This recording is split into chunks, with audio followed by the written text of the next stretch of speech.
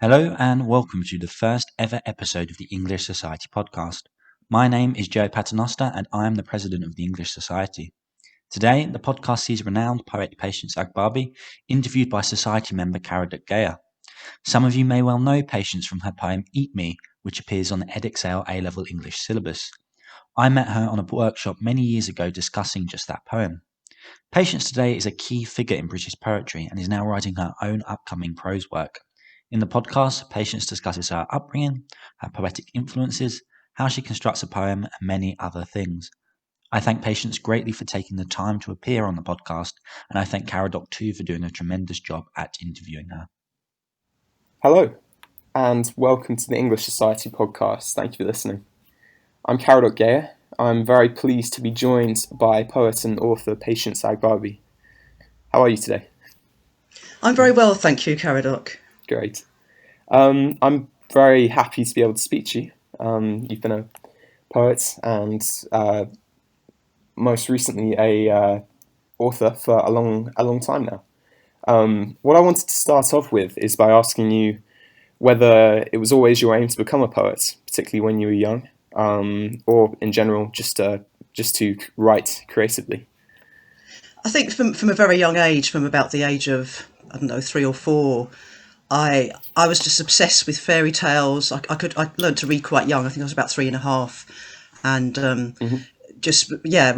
and nursery rhymes. Actually, I really enjoyed rhyme, but I didn't actually aspire to be anything apart from a donkey at that age. I was quite eccentric.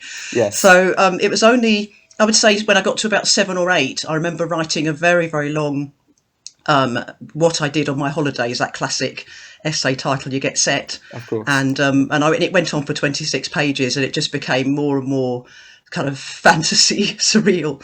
Yeah. And I think at that stage I thought, actually, I sort of aspired to be a novelist. I had this sense that I was able to write a lot and get into a zone and create characters and so on. So actually, I'd say initially it was more of a novelist. It was only when I sort of got to my teens and started being taught poetry at school, properly, people like Dylan Thomas and so on, that I suddenly thought, actually, poetry's probably going to be my thing. Yes. Were there any other particular poetic inspirations that you had at that time? Or?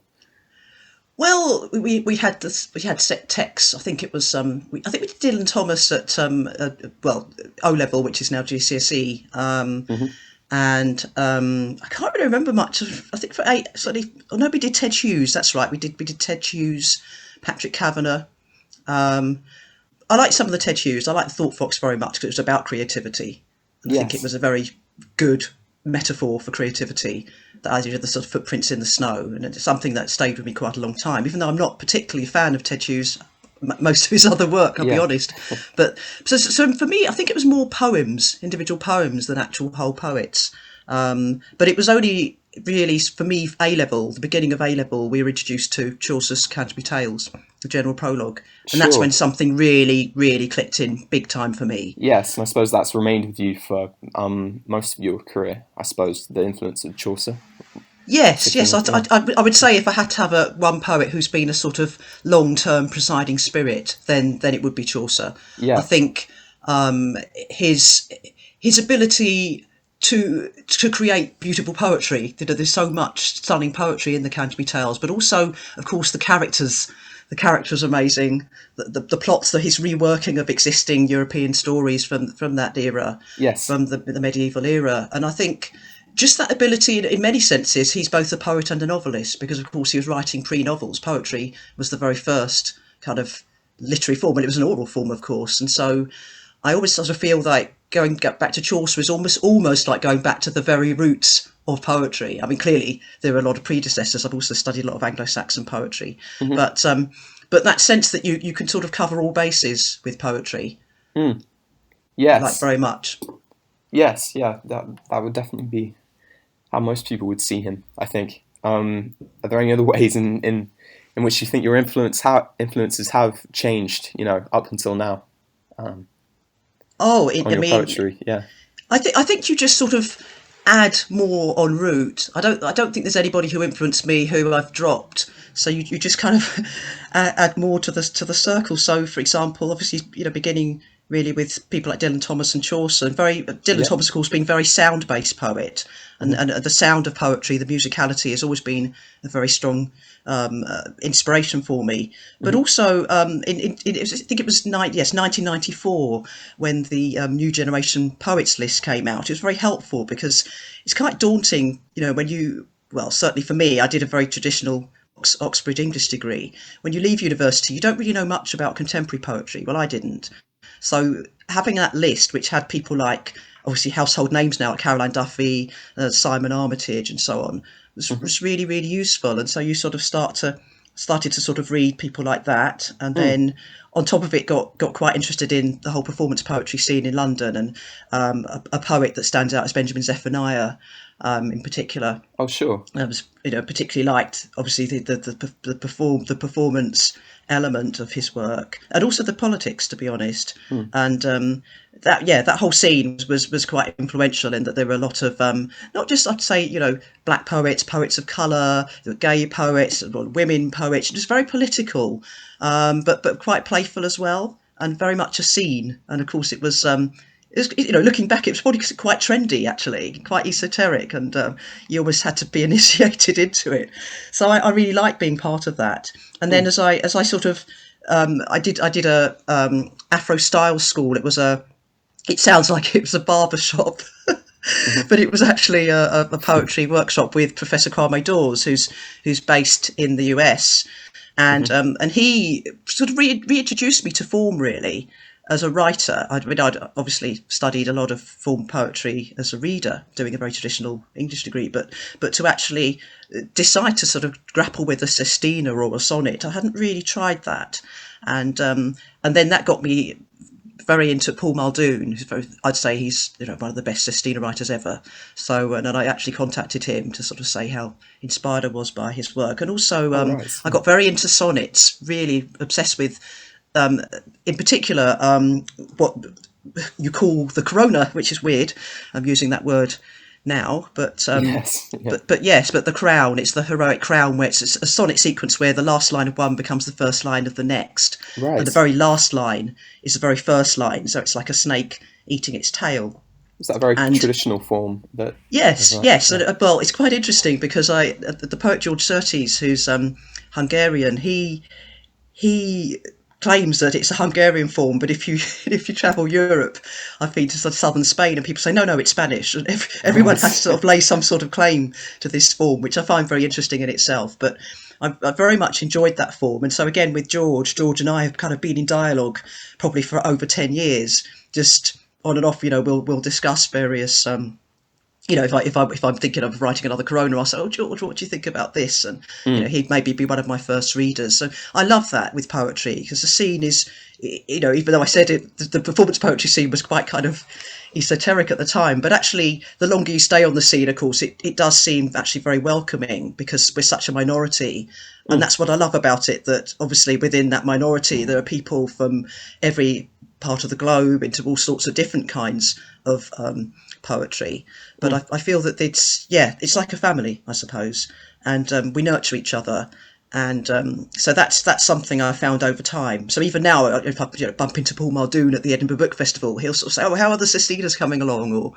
And he say he was also a fan of telling tales, which I very much reached out to a lot of different poets to have kind of support and feedback from. So there's no sort of one poet. I think it's just ever growing, ever emerging. I'm constantly sort of on the lookout for new voices. Yes, and so on. I suppose that makes sense. Yeah, because you've, despite your influences from the traditional poets, I mean, you've always been kind of grounded in the modern day poetic community, I suppose, and you've always sort of devised.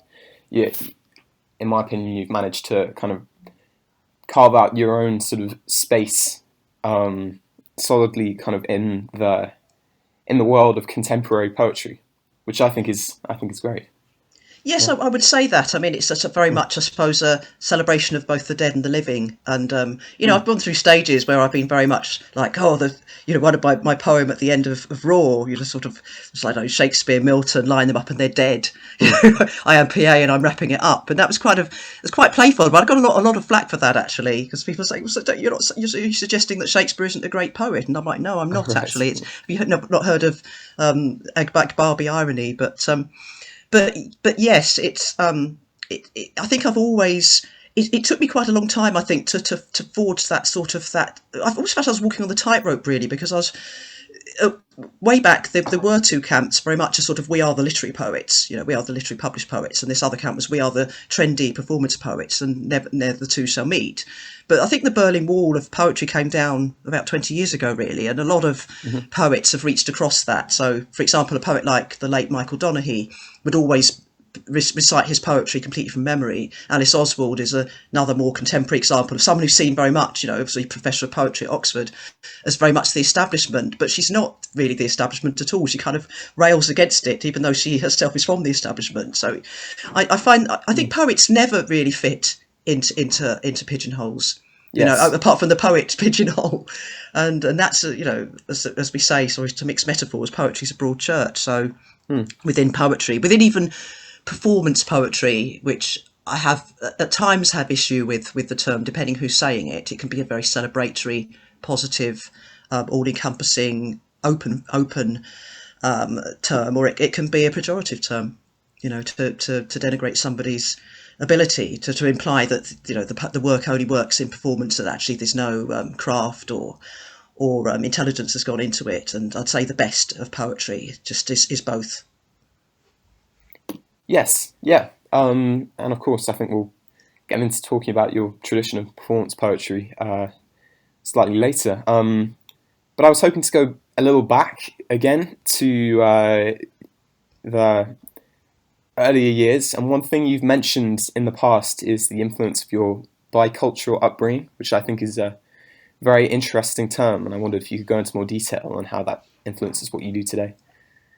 Yes, well, I was fostered in a white English family. Yes. From I was younger than one. I was a baby, but also saw my parents every holiday. So I was sort of commuting between two very different cultures throughout my upbringing. From literally from 0 to 18. So my parents are Nigerian, and Yes. they came over to the UK in the early 60s, and so. They're not very Nigerian, but they were quite Nigerian. My mum was more Nigerian than my dad. It's an interesting issue. There's the novelist Stephen Adebayo uses the term Nigerian, meaning like a proper one, whereas I would say, British-born Nigerian. We're very anglicised. So there was that, we ate Nigerian food and they'd listen to Nigerian music and have their friends round, and it felt as if you were literally in Lagos. Whereas, of course, my white English family were very English, and we lived in the middle of nowhere, in a hamlet. It wasn't even a village. Yes. No shops. That was in Wales, And right? no, but actually, I'm going right back now. When before they moved to Wales, because they're English, they lived in Sussex, and it was virtually like living in a field, and we'd sort of pick mushrooms and things like that. Oh, sure. Okay. Yeah, we would go foraging, so it was very English. And then they moved to North Wales, and because my foster mum had relatives in Wales, and they ran a guest house in Colwyn Bay, and that was where I'd say there's in a sense a third influence. Because the Welsh influence was also strong, because living in North Wales then, and probably still now, you hear Welsh every day.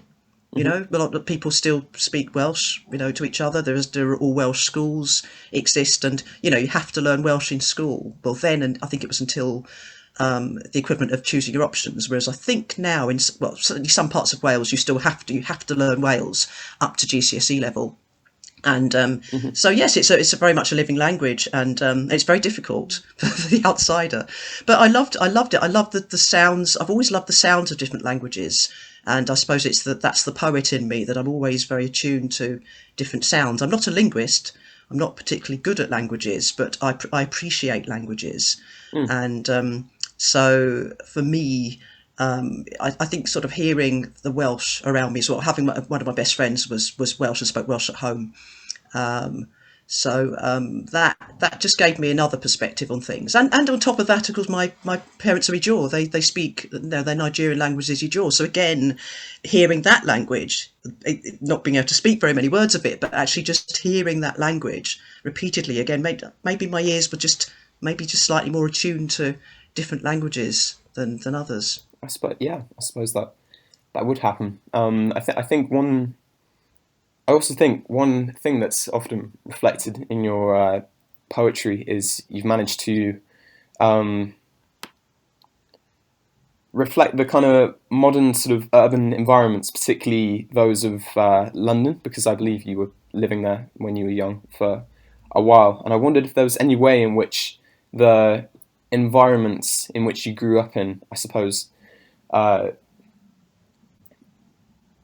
you said you grew up in the middle of nowhere at one point in Sussex, but then often you've written about the diversity of culture that you find in urban settings, at least in my opinion. So I wondered if there's any way in which the environments you grew up in influence that. Yes, absolutely. I mean, you should, if you read UFO Woman, which is in my second collection, Transformatrix. It's the sort of second poem, but it's kind of the first poem because there's a prologue before it. It talks about landing in a crazy cowpat in Sussex, but it also is very much a poem about racism experienced in an inner city environment. And when I look back at my poetry, I'm very aware it's quite London centric actually, because London was incredibly influential on my work. I think partly from having spent some of my time there as a child, with obviously when I went back to my parents for holidays, and also I spent 2 years going to a school there, Robert Browning School, interestingly, again another poet, Robert Browning Junior School in just off the Old Kent Road.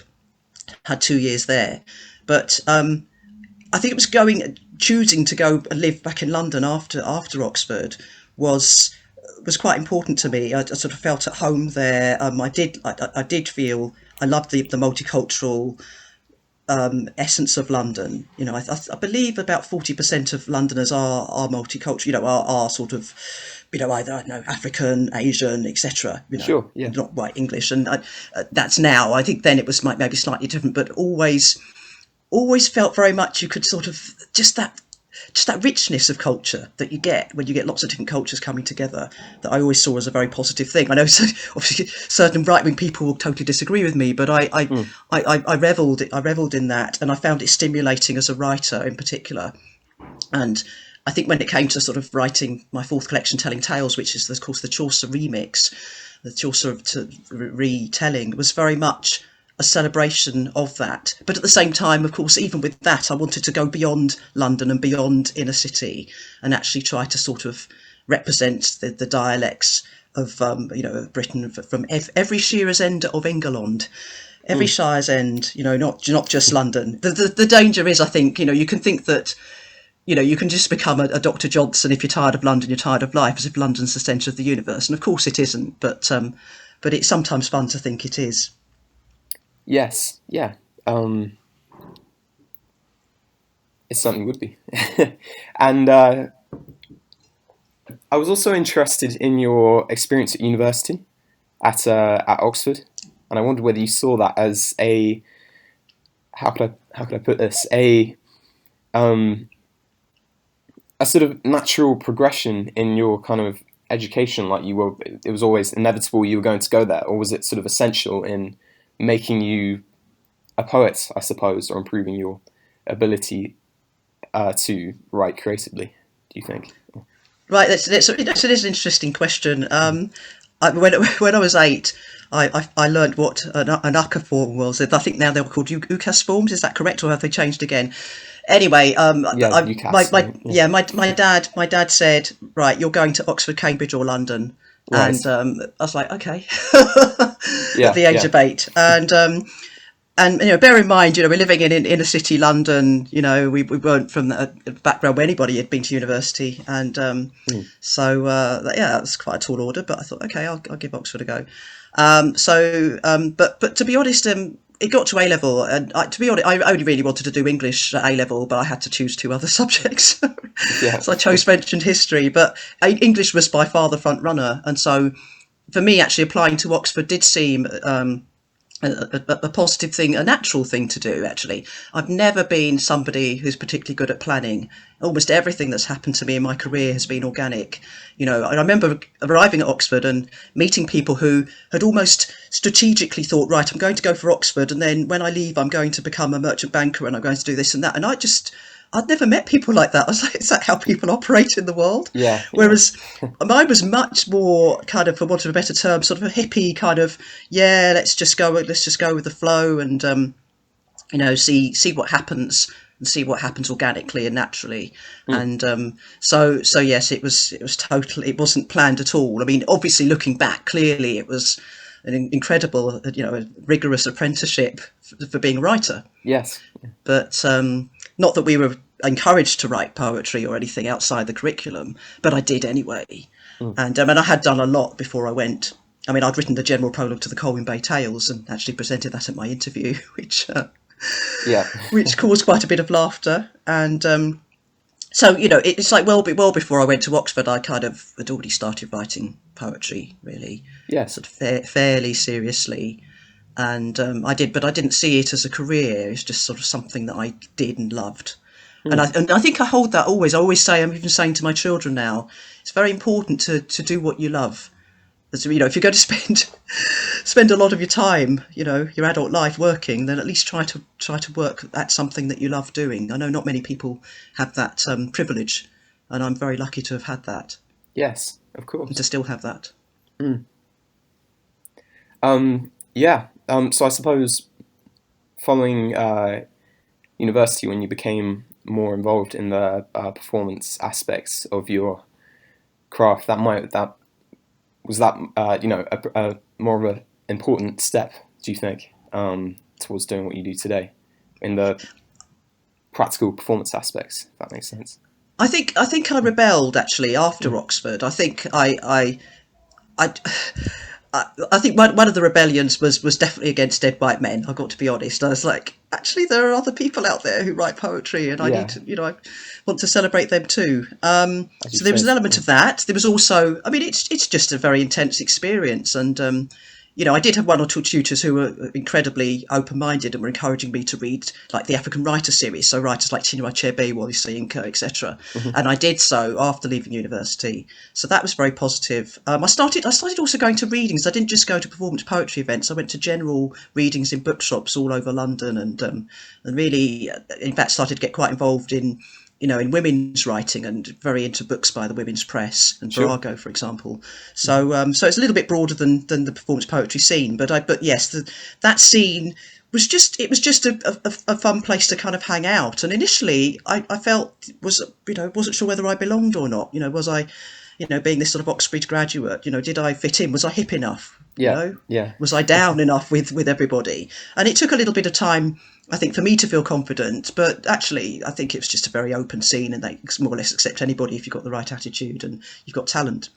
So yes, I mean, in a sense, I suppose it was I was looking for something a little bit different from the literary scene, but at the same time, well, it was sort of both. It was literary, but also I think the fun element was important and the embodiment of the work was important. And I think, having studied literature, interestingly, studied all those dead poets who came from an era where where most people were illiterate, the oral aspect was actually very important, and people forget that. We now will look back and study, I don't know, Wordsworth or Coleridge, say, as literary poets, when actually, the time they were writing, most people still couldn't read and write.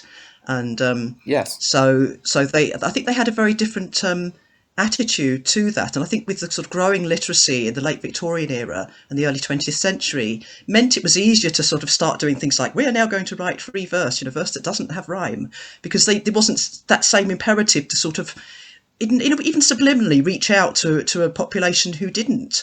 Who couldn't read. I mean, I do actually like some free verse. I went through a long stage of being like, oh no, it has to rhyme and it has to have a strong rhythm, but thankfully a little bit more open-minded Yes. about that issue. So yes, I think the performance poetry scene was about me in a way continuing the apprenticeship at a different level, on a different plane, and then after that it was about trying to sort of mesh the two things together. And so I remember a friend of mine saying, actually your work's quite weird, because you write about kind of, I don't know, like, for example, I've got a sequence called Seven Sisters, which is seven sestinas, which are linked, and one of them is in the voice of a prostitute, but it's a sestina. It's those sort of, almost like those two unexpected things coming together. That sense that, almost as if you're writing sort of subversive below the belt stuff, but you're using these very strict traditional forms. And I like that. I like that idea of these two unlikely things coming together, almost like the metaphysical poets. Was it heterogeneous ideas yoked by violence together? Yes. Always liked that idea of two unlikely things, kind of almost like a chemical experiment. Sort of one's a catalyst to the other, and the two coming together kind of spark something quite special. Yes. So that's always been my inspiration to sort of somehow, maybe it's the subject matter is kind of sometimes walking the tightrope, but the form is actually quite traditional. Do you think that was a principle that you were sort of upholding in a way when you were part of this group Atomic Lib, which was poetry's first pop group, as it was described, I think? Yes, I mean, I didn't coin that phrase. It was the poet Steve Tusain, a poet and novelist now. He's also he's a young adult novelist as well as a poet. He coined that phrase. We wanted to see what we could do with sound, really, with more than one voice. The sort of polyvocal aspect was very important. So Sure. We a cappella poetry. I remember performing at Glastonbury Festival, and people were actually dancing to one of our pieces. Yes. So yeah, poetry you can dance to was quite the popular strapline at the time. But I think with that it was more the musical element that we were, I suppose, celebrating, more overtly musical. I mean, with the 4/4 beat, more than, say, iambic tetrameter. I enjoyed it a lot. I mean, it was very much, I'd say, a serious performance apprenticeship, because, of course, we actually rehearsed, and I'd never properly rehearsed in my entire life. My method of learning a poem was to write it. This is just a solo poem, but when I write my poems, I kind of go over them in my head, out loud in my head. And by the time I've written the poem, I know the poem. That's just my method. It doesn't mean that I can fluently stand up on stage and perform it. That does take a little bit of, just 2 or 3 live readings, and then it's there. So I'm very lucky that I'm just naturally able to learn my own work. But of course, I was learning other people's work, so I did have to rehearse. That was strange. It was interesting. I mean, I'd say the first year was fantastic. It was absolutely incredible. We sort of exploded onto the scene. Some people didn't really get what we were doing, but some people loved what we were doing. And but then I think it was the end of the second year, I started to feel that. Well, we had a discussion just when we were hanging out, where a couple of the boys, so there was Steve Tusain and Jeff Allnut, he performed as the speech painter. They were talking about wanting to sort of hit Wembley Stadium. I mean, it's sort of hypothetical, but it was that sense of they want poetry to sort of be so big that it's on Wembley Stadium. And I thought, actually, I don't have any problem with that, but I'm quite happy with, the South Bank said, I don't know, the Purcell rooms was for 350 people. Thank you very much. Now, bear in mind, most poetry events, even back then, had maybe, one man and a dog. I mean, the audiences were tiny. So to even aspire to 300 was quite ambitious.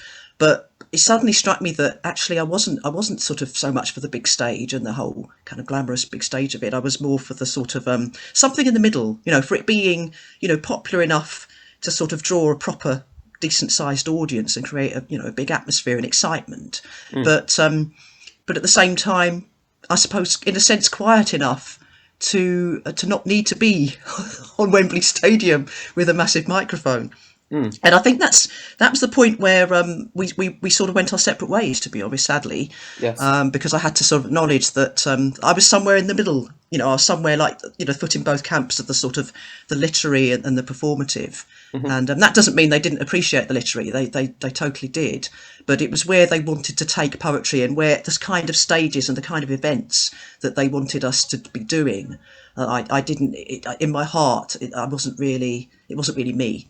So I had to then, say, withdraw and go back to being a solo poet. Okay. I continued being a solo poet alongside Atomic Lip work anyway, but yes, to actually tour as a solo poet and focus on writing more books. Sure. Yeah.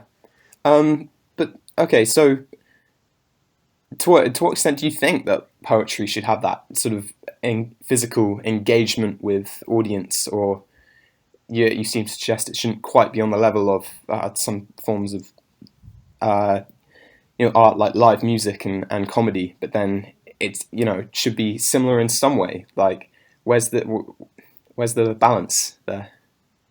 Do you know? I think, I've been to lots of events where, you'll have, I don't know, stand-up comedian and a juggler and then a poet. And I like that. I like that a lot. Yes. I think I've always had a problem with poetry being consigned to the ivory tower, that it should only be there. Of course, I think it should be in the ivory tower as well as everywhere else. I think that's a really important distinction to make. So I'm not one of these people who sort of says, no, poetry shouldn't be in the ivory tower. I think actually, yeah, some poetry should be in the ivory tower. That's okay. Okay.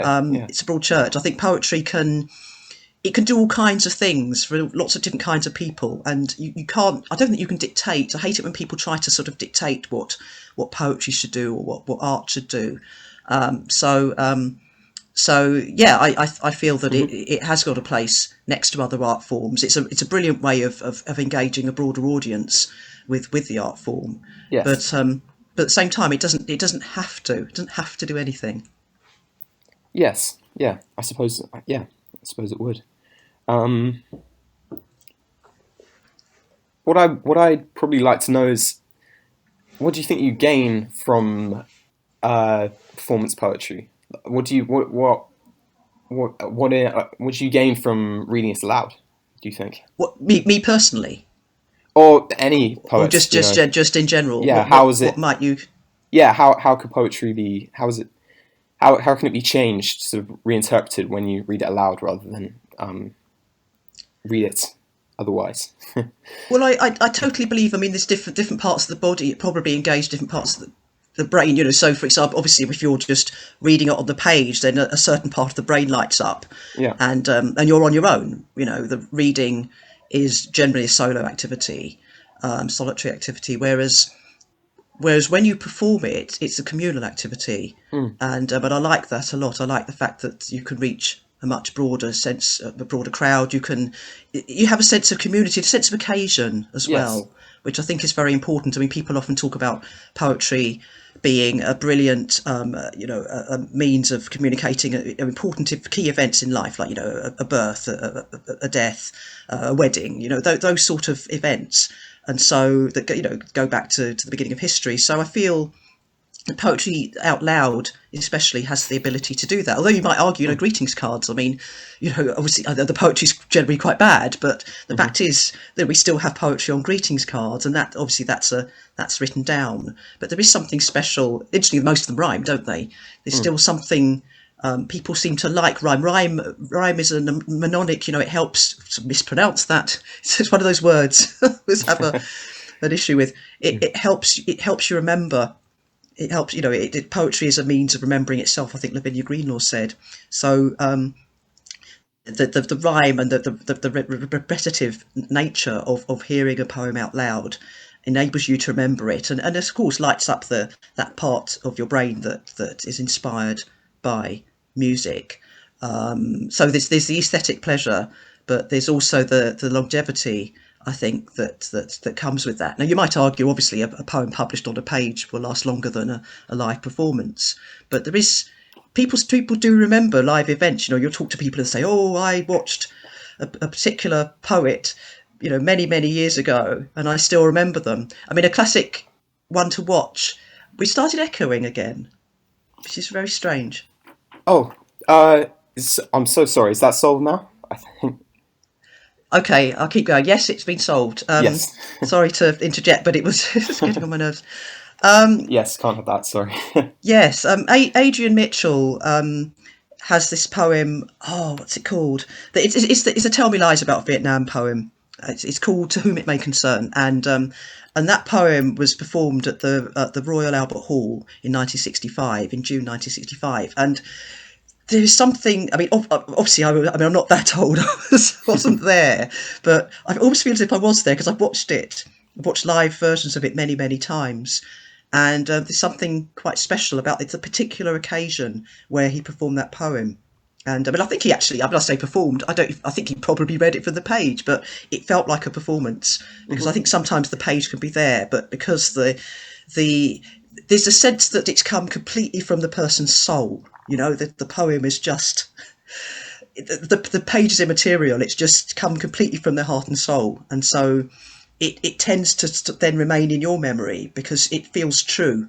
There's some sort of truth in that poem. Yeah, of So course. I think there's all these different things that hearing a poem can do. That's not to disparage. I don't like this either or. Oh, you know, you either hear it or you read it. I think you do both ideally. Okay. But certainly there's a very strong power, I think, in listening to something, hearing it Yes. reverberate in your head. Yes, exactly. Yeah, sense of having it out in reality, and that sense of engagement is very important, I suppose, with an audience. Yes. So one thing I've often thought about your poetry is, again, it is very suitable for live performance. I mean, you've mentioned your influence, by musical conventions. And indeed, your poems do seem to have a frenetic musicality to them. Is something I've often thought about, and you use an array of structures as well. I think that poem, like the Black, the White, and the Blue, is slightly different to A Doll's House. Some of them are more sort of collected, more sort of structured. Some of them, again, are more frenetic with sort of haphazard structures. I wonder how you decide upon a structure for a poem. How do you decide upon what serves your purpose best, I suppose? Right. Yes. It's almost as if I have a rhythm. The rhythm sort of, often the meter sort of comes before the words. It's quite strange. It's as if I have maybe have sense of the voice of the poem or the edginess. So the Black, the White, and the Blue is in my first collection, Raw, and Yes. it's a poem about a racist policeman, really, but you don't know that straight away, and it's not to give the poem away, but it's really obviously playing around with imagery as well, which is quite important because I think it's important to think, even though there's a sound element, there's also a very strong visual element in some of my work. And that actually was made into a short film, which I think you can view online on YouTube. Yes, But I've seen that. Yeah. yeah, but that poem, it starts, it's the East End lad, East End Ed, East End born, East End bred, very sort of punchy, almost trochaic kind That's of what I rhythm. thought. Yeah. And that worked. It's like instantly I thought, yes, this is the voice and the feel. You know, it's got the right kind of edginess to it, and the sort of the repetitive rhyme scheme and so on. So that I knew very early on was working. A poem like The Doll's House, I think you mentioned, which was written in Rime Royale, which is the verse form that Chaucer created for Troilus and Crusade. So it has this sort of A B B C C rhyme scheme. I think I've got that right. Anyway, 7-line stanza. Love it, absolutely love the rhyme scheme, and was determined to work with that. And I'm trying to think. Yes, that's right. I wanted to work with that because I'd also read a book called You by John Haynes, which is a sort of homage to his Nigerian wife. And he used that form, and he used it very well for narrative. And I thought this will work well for a longer narrative. So I wanted a classical form, and it seemed to work for The Doll's House, which is about Harwood House, which is a stately home outside Leeds. And it's kind of re-examining that house through the lens as if the whole house were built of sugar, because the whole house was built up from the proceeds of a sugar plantation in Barbados. So Of course. Yeah. I wanted, in a sense, I suppose there was a lot of anger that I wanted to harness, because sometimes I feel that form, as Julia Copus says, is a very good way of harnessing strong emotion. So Julia Copus created the mirror poem, the specular form, where the second line of the second stanza is exactly the same as the first, but in reverse order. So she's really into form, and we've been in dialogue as well about that. And she talks very eloquently about how its form can really help contain emotion. And again, I like this sense of tension, that there's the anger, but then there's this very strict form. And so to write a poem in Rime Royale, I felt it worked very, very well for that particular poem, where, I could have ranted about racism and slavery and so on, but I didn't want to. I wanted to hold back and, in a sense, have more power from that sense of what I wasn't saying. Yeah. Yes. So I think that the form worked very well. So again, very quickly, it felt right as I was writing it, and it flowed. And I think for me that's a very key issue, because when it doesn't flow, then that's a little bit of a clue that I'm writing the wrong form. And this happened to me at the beginning of Telling Tales, where I tried to do a version of The Knight's Tale, and it took me 3 months. And I was trying to write in rhyming couplets in but it was sort of like a sort of very strange form of iambic pentameter, which was with an extended final foot, and it just wasn't really working. But I didn't give up, and I kept going. And 3 months later, and my husband read it and just said, "This really isn't working," and I was devastated. But I should have been obvious. Really, it shouldn't have taken a whole month, or 3 months in fact, to write a poem, which is very long. Yes. But so when I talk about flow, I mean it's like you get into a groove. You literally get into a groove, and the words kind of come, and the rhymes kind of come. You have to go back and sharpen them up. And I often will revisit and revise a poem 10, 15, sometimes even 20 times. But usually speculars are the hardest, so they take about 20 goes. But the fact is, the first draft should come out fairly quickly, and if it doesn't, then I'm not using the right structure, the right form, and I need to change. Yes, yeah. And it's interesting how you mentioned that form almost works in conjunction with the emotion and the sort of morality of your poem that you're trying to convey, particularly, as you said, in The Doll's House. Because I believe, particularly throughout your early works, such as Raw, you've referred to yourself as, I think you said, you've always been a poetical activist, and that meaning and music can be inextricably linked. So I wonder if you could go into a little more detail on how you think the cultural reflections of your poems and the sort of moral message that there might be could be linked to your experiments with sound and form and rhyme and meter. Right.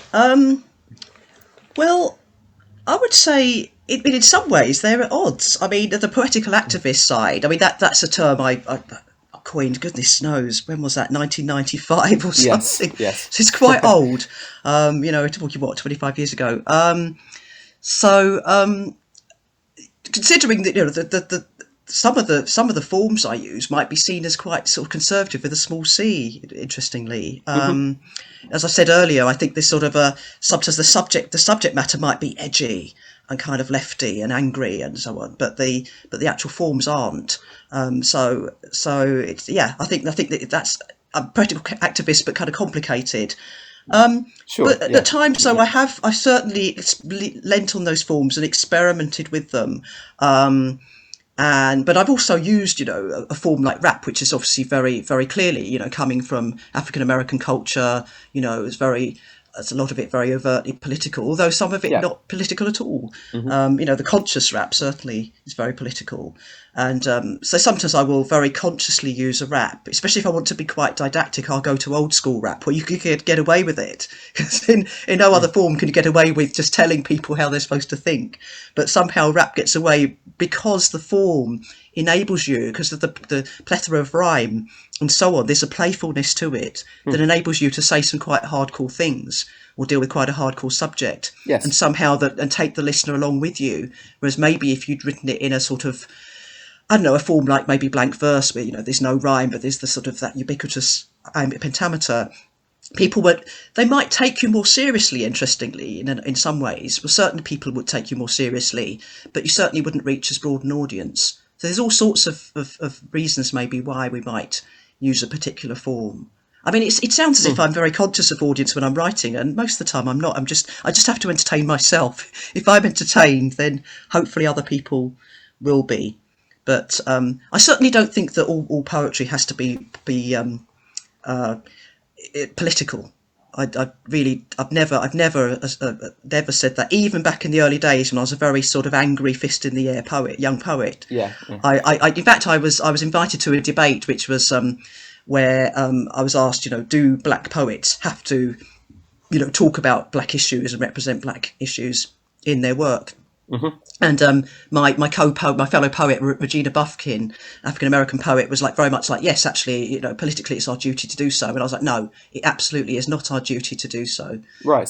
Our duty is just to be the best we possibly can in whatever form we choose. And if we want to, write about flowers, then let us write about flowers. We just got to be very, very good at writing about flowers. Yes. Yeah. But then again, okay, so that's interesting to hear. But then for me, it seems that a running theme throughout your work has been that you often are representing certain sort of narratives or perspectives that we might not often see in poetry and art.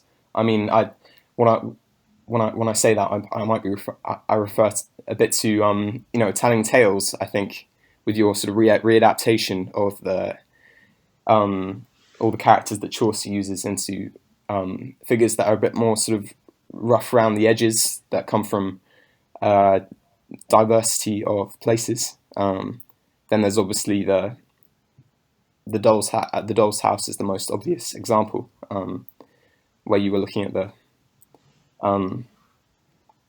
the certain sort of darkness behind what we might conventionally see in the sort of grand and extravagant. But then there's also your recent novel, right, the Infinite, which you wrote about the lead character is of course handicaps, I think, also autistic.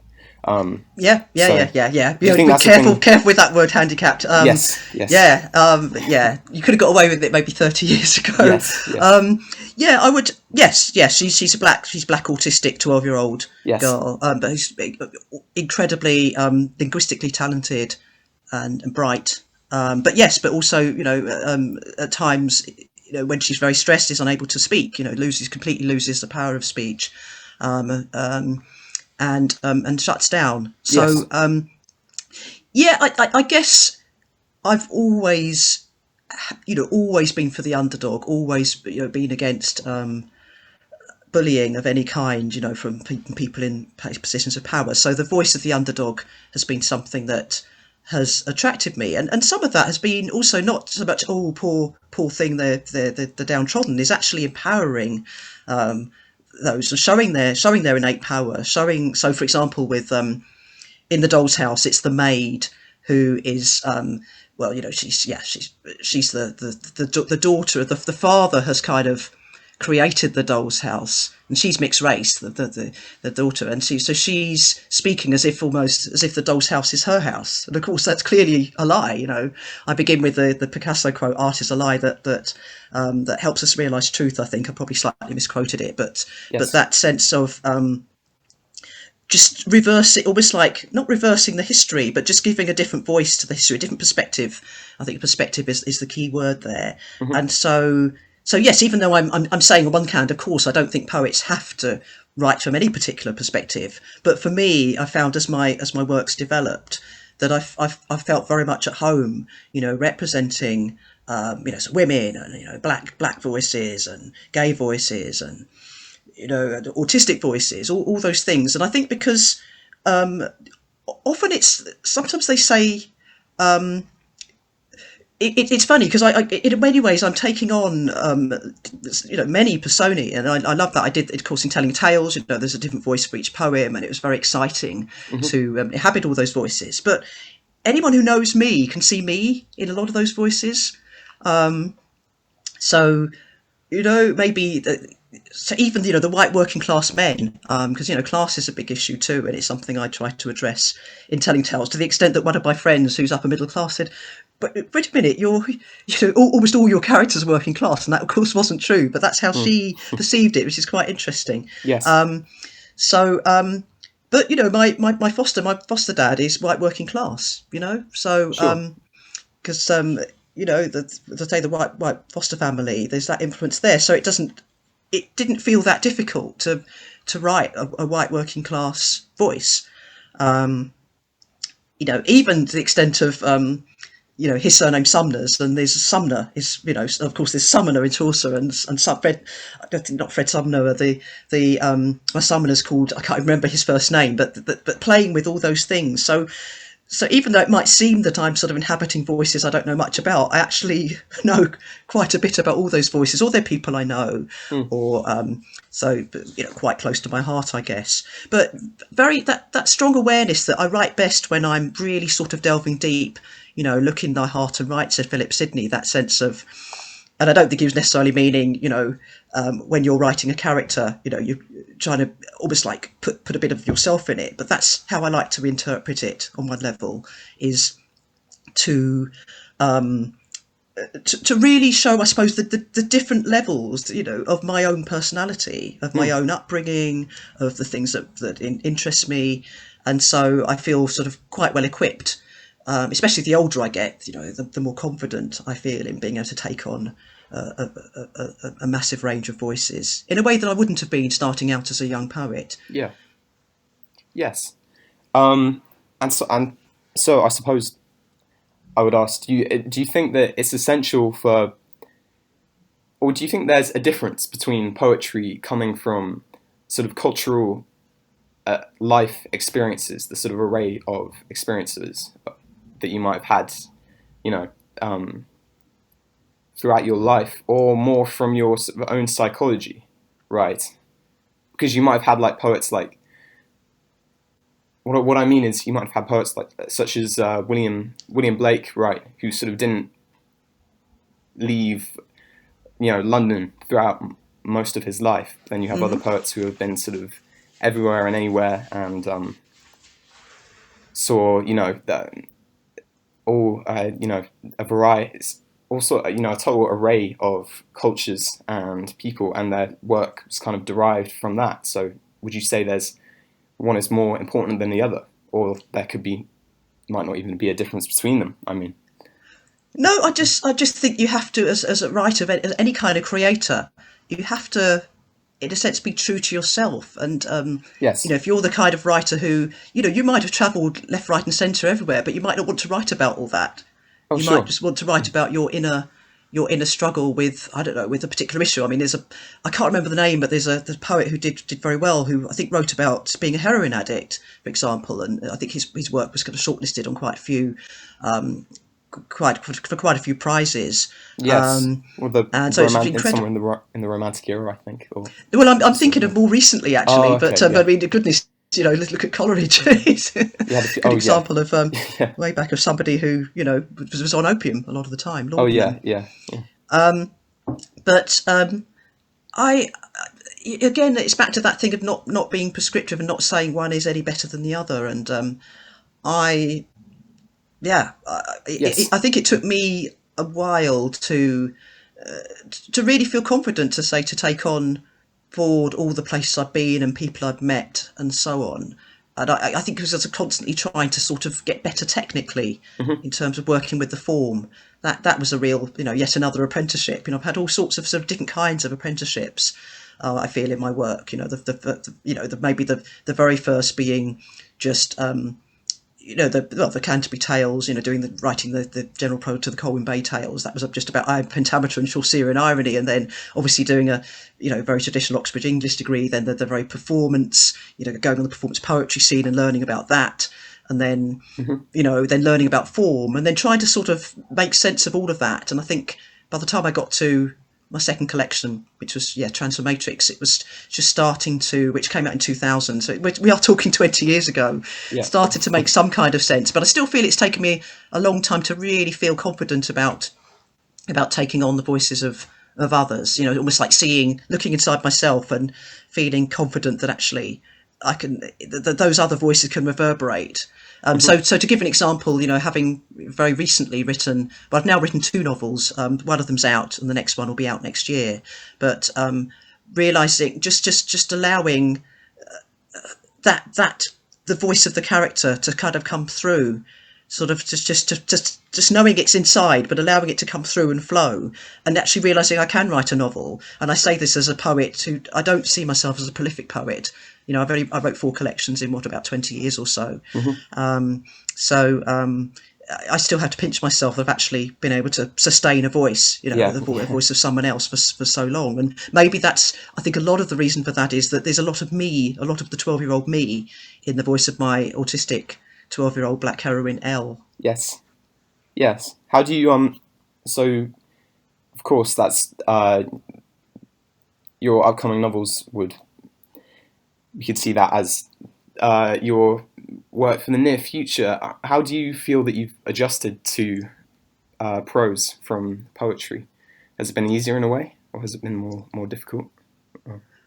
Well, or narrative prose. Sorry, I mean, narrative prose as opposed to. Well, I mean, telling tales was. It was. I loved it. But it was incredibly challenging. I mean, because I'm trying to capture, an authentic voice as well as writing some quite strict forms, which I chose to do. I mean, another poet would have maybe written the most of it in free verse, but I chose to celebrate Chaucer's prosody by sort of using some of his forms, so rhyming couplet, rime royale, etc. But also, and interestingly, play around with prose, because of course 2 of Chaucer's tales were in prose, not his best, but there were 2 tales in prose: the Tale of Malabay and the Parson's Tale.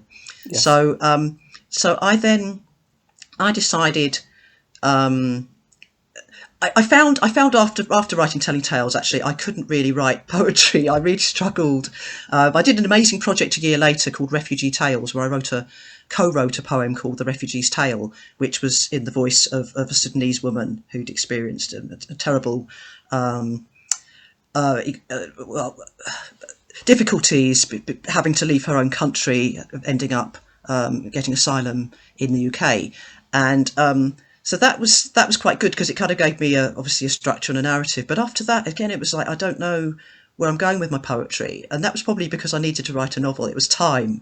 And I think having embraced character so much and voice was the key thing, helped. But also, to be honest, the novel, the whole idea behind it was very word based. So the whole premise of the novel's called The Infinite, and the premise is that a tiny percentage of children born on the leap day, the 29th of February, have the ability to leap through time.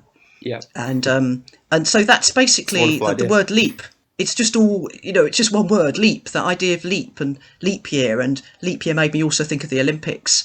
And Elle, my heroine, then it made sense that she was completely obsessed with the Olympics, because the Summer Olympics only happen in a leap year, and Elle is an athlete. So it's almost like everything came from this 4-letter word, leap. And a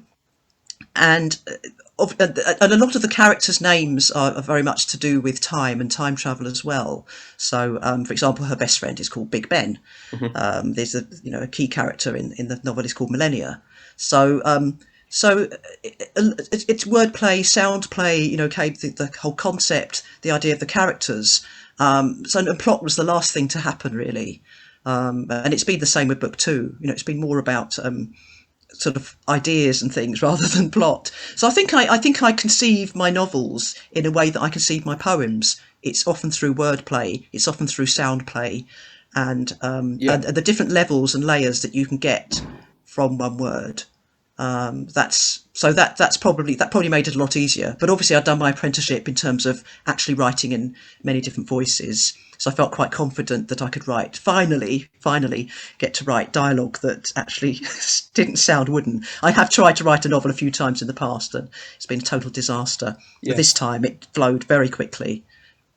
Sure, yeah. And you think it's something you could continue into the amorphous future? doing Well, that yes, recently? but I have to because I've sort of set myself up to write what I call the leap cycle. Of course, So it's yes. to start the first book in 2020, and hopefully the fourth will come out in 2024. The idea is, yeah, there'll be 4 books to sort of to replicate the 4 years. So yeah, it's yes, I've got a lot of work on my hands. I'm sort of halfway through working my editor on book 2, and then and researching book 3 as we speak. Yes. Well, I'm sure we'll